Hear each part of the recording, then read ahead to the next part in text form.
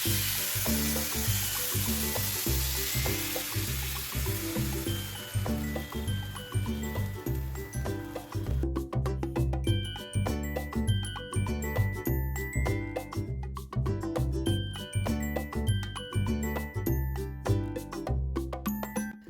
15 मिनिटात तयार होणारा नाश्ता बनवण्यासाठी मी एका खोलगट भांड्यामध्ये 1 चमचा तांदळाचं पीठ, 1 चमचा नाचणीचं पीठ, 1 चमचा गव्हाचं पीठ, 1 चमचा ज्वारीचं पीठ, 1 चमचा बेसन आणि अर्धा चमचा रवा घेतला आहे. यामधलं एखादं पीठ कमी केलं तरी चालू शकतं किंवा या पिठाऐवजी जर मक्याचं पीठ किंवा बाजरीचं पीठ असेल तेही इथे वापरू शकतो. इथे सगळी पिठं मी एकाच चमच्याने मोजून समप्रमाणात घेतली आहेत. फक्त रवा अर्धा चमचा घेतला आहे. आता यामध्ये चवीनुसार मीठ घातलं आणि सगळी पिठं एकत्र करून घेतली. आता हे सगळी पिठं मिळून अंदाजे 1 कप आहेत. त्यासाठी इथे पाव कप दही घेतलं आहे.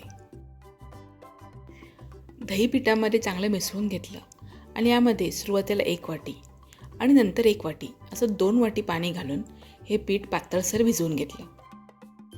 एकदम जास्त पाणी घातलं तर पाण्याचा अंदाज येत नाही आणि पीठही चांगलं मिसळता येत नाही, त्यामध्ये गुठळ्या होण्याची शक्यता असते. तर मग थोडं थोडं पाणी घेऊन आपलं हवं थोडं पीठ पातळ करून घ्यायचं. आता हे पीठ तयार झालं की त्यावर झाकण ठेवलं आणि 10 मिनिटांसाठी पीठ भिजायला ठेवून दिलं.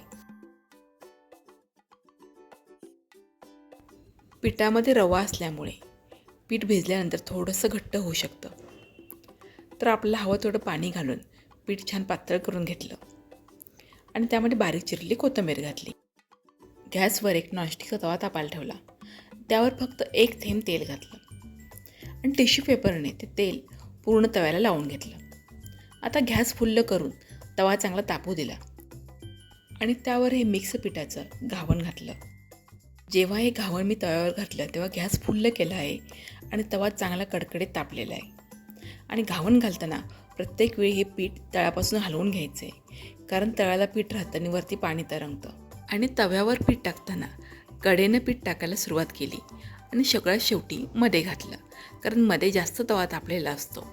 घावण घातल्यानंतर 1 ते 1.5 मिनिटांसाठी त्यावर झाकण ठेवून दिलं. झाकण काढल्यानंतर बघा, वरच्या बाजूने घावण थोडंसं कोरडं झालं आहे. आता कडेनं थोडंसं एक अर्धा चमचा तेल सोडून घेतलं.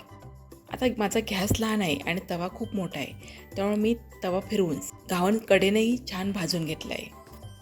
कमीत कमी 3 ते 4 मिनटं एक घावण भाजायला लागतात. घावण भाजलं की त्याच्या कडा आपोआप सुटतात. घावणच्या कडा सुटल्यानंतर घावण उलटून घेतलं आणि दुसऱ्या बाजूने भाजून घेतलं. घावणला सगळ्या बाजूने एकसारखा छान सोनेरी रंग आला आहे. आता एक काढून घेऊ. घावण काढताना मात्र एखाद्या जाळीवर किंवा कापडावर काढायचं. आता असेच आपण बाकी सगळे घावण घालून घेऊ. हे घावण तुम्ही खोबऱ्याची चटणी किंवा बटाट्याच्या भाजीबरोबर पण खाऊ शकता. मुलांना टिफिनमध्ये पण देऊ शकता.